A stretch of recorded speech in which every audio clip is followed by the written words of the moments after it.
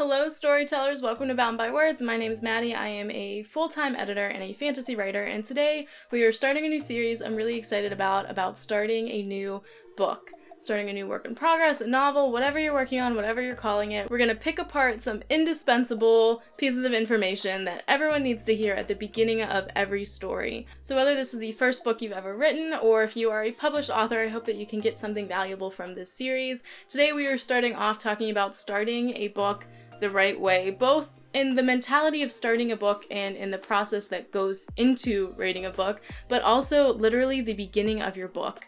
Tackling that blank page syndrome, making sure all of that stress and energy and time that you spend starting your story is worth it. The next video in this series is going to be on writing in between plot points and the importance of not getting tunnel vision with your outline. So if that's something you're interested in, or if you just like to join my community on our journey to captivate our audiences, then please consider hitting the subscribe button and liking the video while you're down there. And without further ado, let's talk about the beginning of our books. So if you aren't familiar with the term blank page syndrome, it is just a general term a lot of people use to describe a situation where they have that blank document, that blank Scrivener binder, and there's nothing really compiled in it yet. There are no characters or settings or no prose even. Anytime you sit down and you're like, I feel like I'm starting from scratch.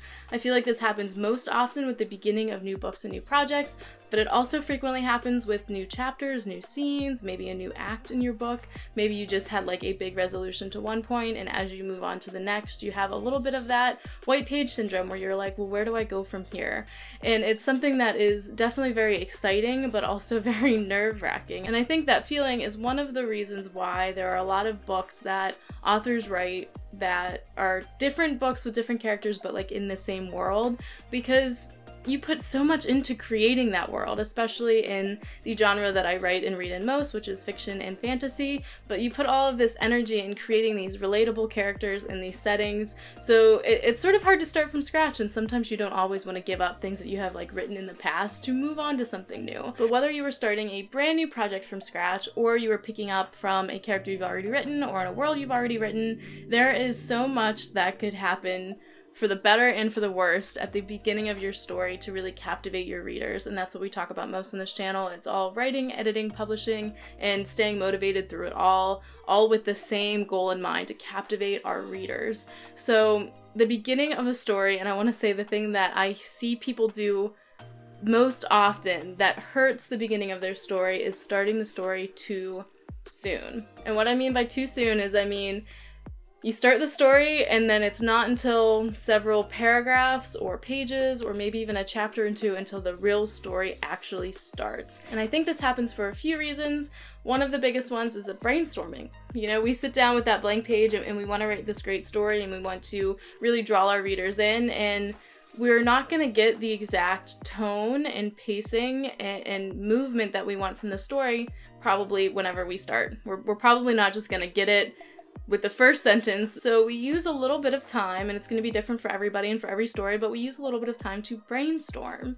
And I think that's very normal, but I think when you go through the editing process, we normally need to cut off that excess at the beginning. But that's just something that I see happen a lot, is that people start the story too soon. So if you are trying to start your story, on a better foot, a stronger foot, maybe just better than the last book that you wrote, keep in mind that you have to start your story in a place where your readers are going to be interested and invested in what is happening. They're going to be rooting for your character or curious of what your character's doing from the first few paragraphs to the first page or two. And if you don't have that, you don't have a strong opener to your story. On top of just the brainstorming span, I feel like a lot of people really confuse the mindset behind, your starting point of your story and your inciting incident quite often. I think your inciting incident, most resources like Save the Cat, I think, says that it should happen about 10% in your book.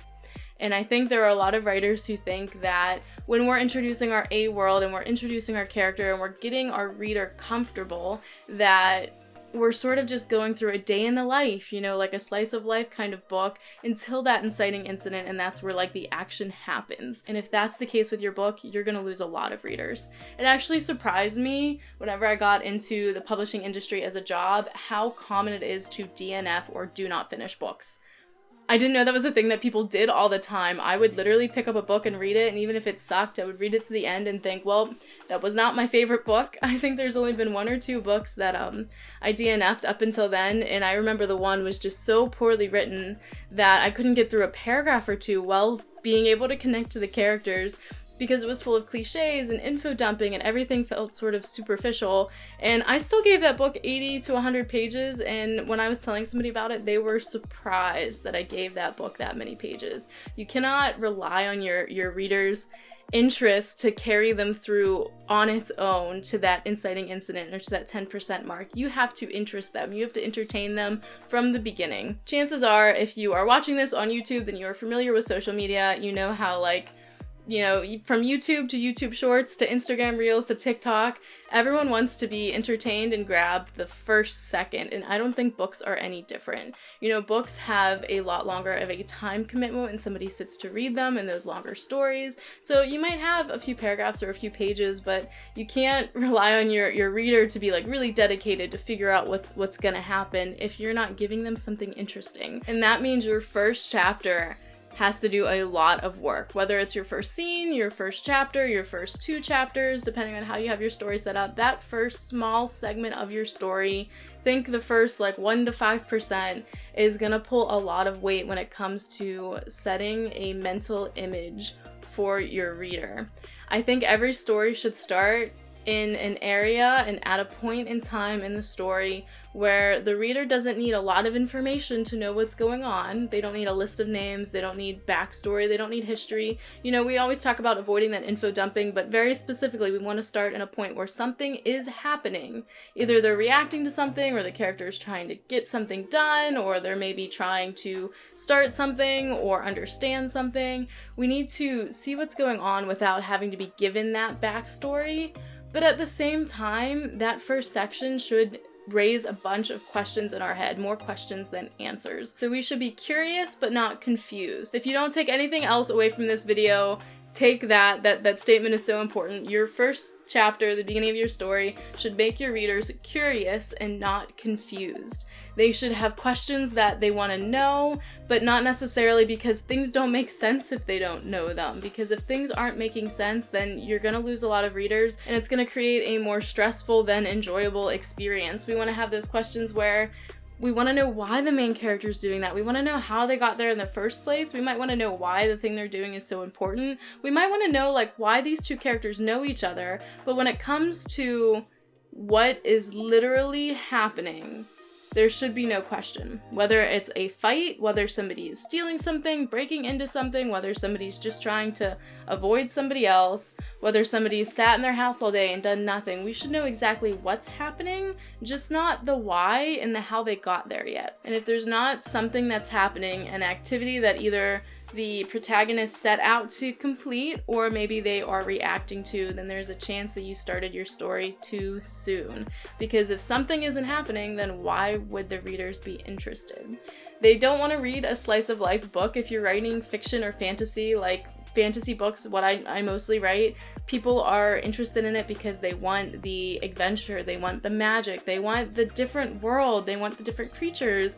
Why would they want to hear this character's slice of life story at the beginning? It's gonna make my story start off not meeting their expectations. So we want to make sure that, especially when it comes to the genres we're writing in, that we're meeting our readers' expectations, but across every single genre, something should be happening. You know, if you're writing contemporary or romance, maybe a slice of life activity makes more sense than it would for fantasy writing. So we have this small checklist now of things that first part of our story, or our chapter 1, should accomplish. I'm gonna start calling it chapter 1, but it really just is that first scene, that first couple pages, the first solid segment, and it should introduce your characters, it should introduce an activity, it should set a tone, and it should create a mental image for your reader. And with all of those things, make sure that your reader is curious and not confused with each of them. That is the bare bones of what we're trying to achieve here, but we're going to talk a little bit about the how, and how we're going to make this interesting and as painless as possible for our readers, because Easy reading is hard writing. We're going to put a lot of work in so that our readers really just get lost in our stories. That's really the goal.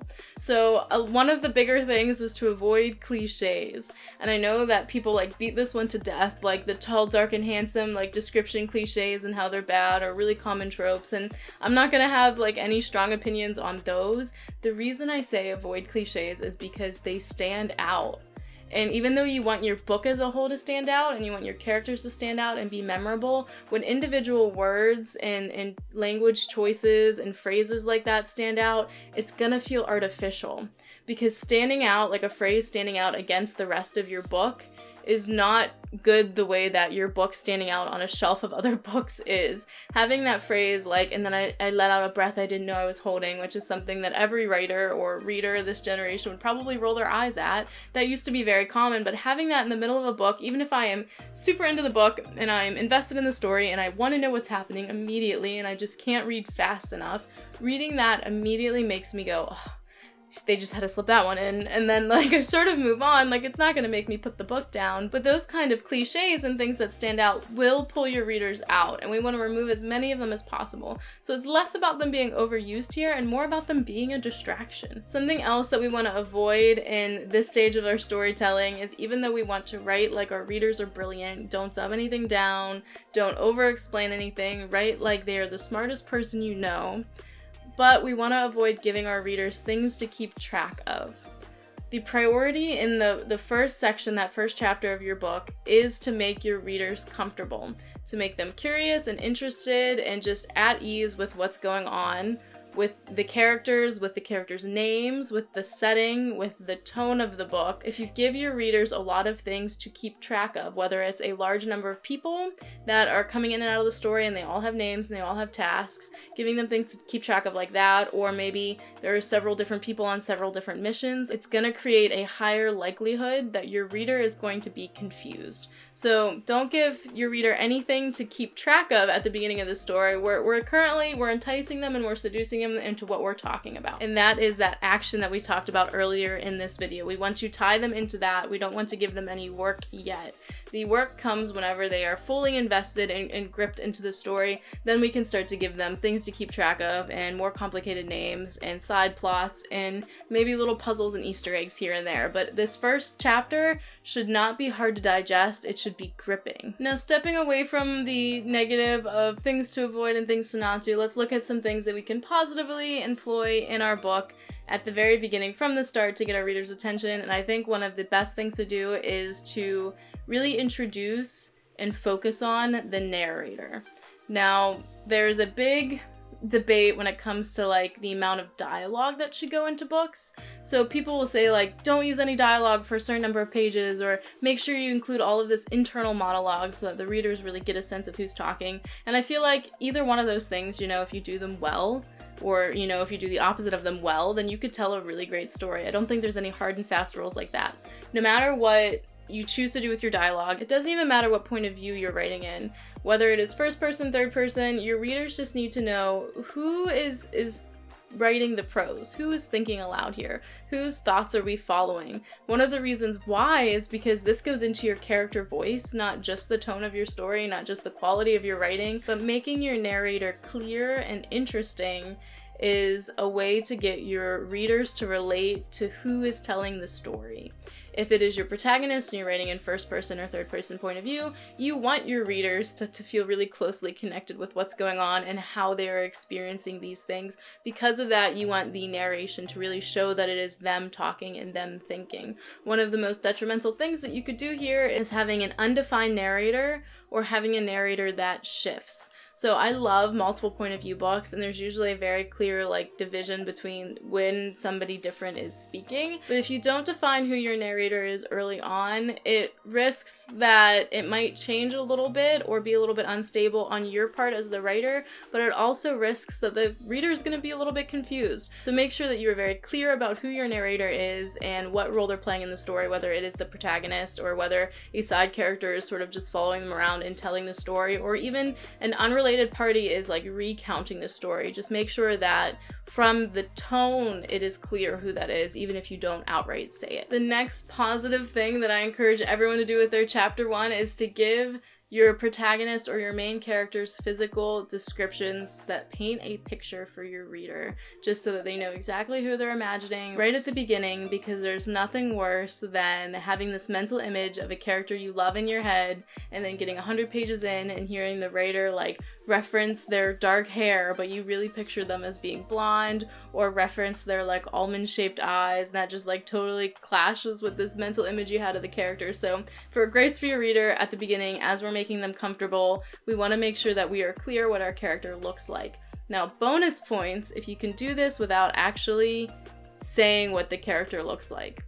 One of the cliches that we talked about earlier that we want to avoid is like if your character like looks in a mirror or their reflection and they like describe themselves. I feel like that's very overdone, overused, and the reader will know exactly what you're doing there. They'll look at that and be like, oh, they're just telling me what this person looks like, and they might even skim that section. So some good ways to describe what your character looks like or physically might be like without describing what they look like is routine maintenance or routine activities that describe how their body moves or how they interact with somebody else. If they're playing a sport, the reader might view them as being a little bit athletic. If they're laying in a bundle of blankets and have said that they just haven't moved all day, then the reader is gonna picture them as being less fit. Or even having them doing some sort of activity that like puts them into perspective, I wanna say is a good way to phrase it. So like getting something off of a high shelf if you need a step stool or not, you know, and somebody else asks them to hand them something because their arms are longer or they're taller. There are some sneaky ways to do it. You don't have to give a full description. You don't have to touch on every point, but give your reader some idea, both in the attitude that your character has and some sneaky implication of what they might physically look like very early on in the story.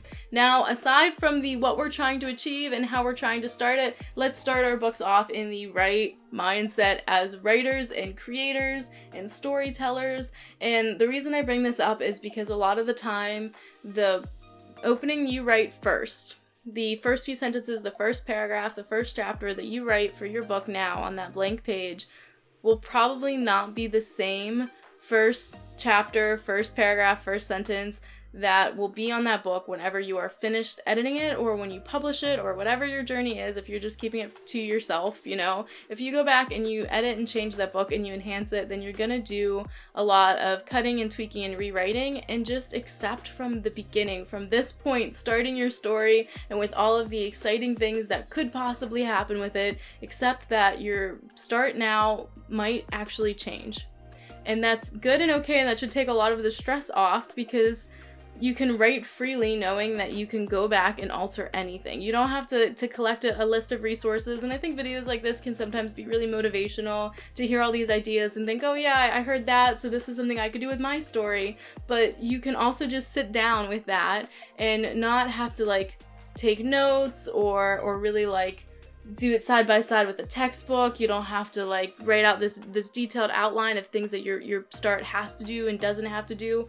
Write with the inspiration and the excitement that you'll get from book planning and from listening to book writing resources like this. Write with that excitement, knowing that even though that you are making steps to research how to start a book better and how to start a book in the right spot, that you don't have to commit to whatever you choose being permanent. It's like, I think, a general sense of peace. You know, I can change this, I can delete this, I could alter this, and I think that's something that every writer needs to hear sometimes, because I think a lot of us go through phases where we look at different parts of our work and we just really feel like we missed the mark somewhere. So with that, the next video in the series is writing in between plot holes and making sure you're not focusing too hard on your outline and those bigger plot points. We're going to talk about sort of what you put in between and why it's so important to focus on what comes in between the plot points and not necessarily those bigger plot points that are on our outlines. If you're interested in that, I'll link the video up there. Please consider subscribing if you haven't, so that we can captivate our audiences together, and I will see you guys next time.